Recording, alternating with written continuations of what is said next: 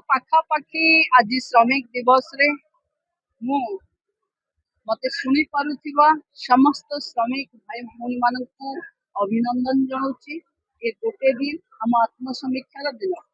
कि श्रमिक परिवार को जो भली सम्मान सुरक्षा दबा कथा आमे से भली देई पारुचे कि ना तार आत्मसमीक्षा करबा पई आमे दिन पालन करूचे। निमापड़ा रे आज पुरी जिल्लार पाखापाखि 2300 ऊर्ध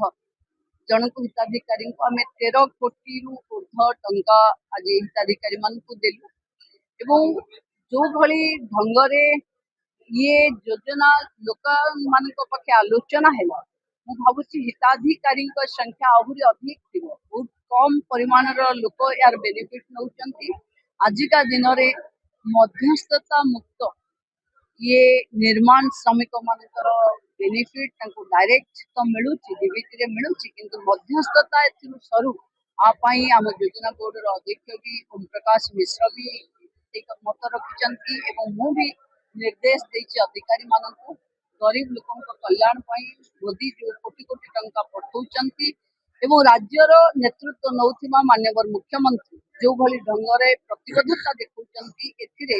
सेही मानक पाखे योग्य हिताधिकारी पाखे व्यवस्था पहुंचु तार देखिबार दायित्व आम समस्त प्रशासनिक अधिकारी मानकर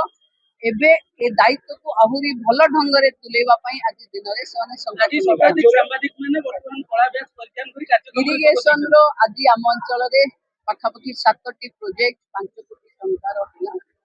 एवं ये आ द्वारा आमर वर्षा दिन पूर्व जो समस्या थिला समस्या गोटे स्थायी समाधान आड़े को बाट फिटिब। सामाजिक बंधु मान को बहुत बहुत धन्यवाद आज प्रतिवाद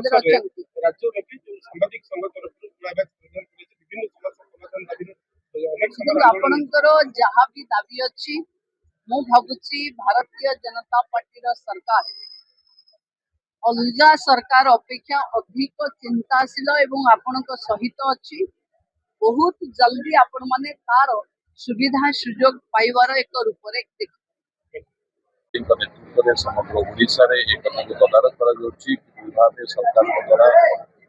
निर्धारित श्रमिक सुरक्षा एवं श्रमिक सुरक्षित रहा भाव तल स्तर में पछधाड़ी व्यक्ति पाखे पहुंची पार। आज पुरी जिलार गोटे पर्यायर 13 कोटी 38,50,000 टंका आज हिताधिकारी मानू डायरेक्ट अकाउंट को ट्रांसफर होती योजना बोर्ड अध्यक्ष भाव आम निजे भी तदारख कर कार्यक्रम को भाव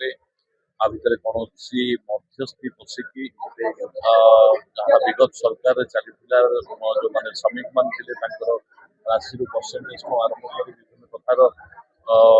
आप देखते विगत दिन में बाबद बहुत गुड़े कम्प्लेन आसगुड़ी को कि भाव आम पारित कर साधारण श्रमिक